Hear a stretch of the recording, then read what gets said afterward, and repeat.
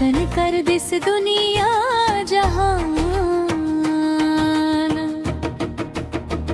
जय सतनाम जय सतनाम, गुरु बाबा के लेवब नाम। दुखिया मन के बने सहारा, गूंजय महिमा बिहान सांझ। गिरौदपुरी धाम ले निकरिस, सत्य के संदेश सुनाइस। अंधियार भरे मन के मनला, ज्ञान के रत्ता दिखलाइस। जय सतनाम जय सतनाम, जय सतनाम जय सतनाम।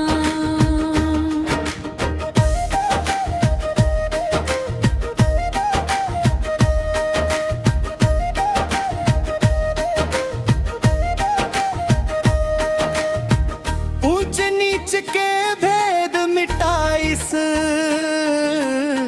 सब मन के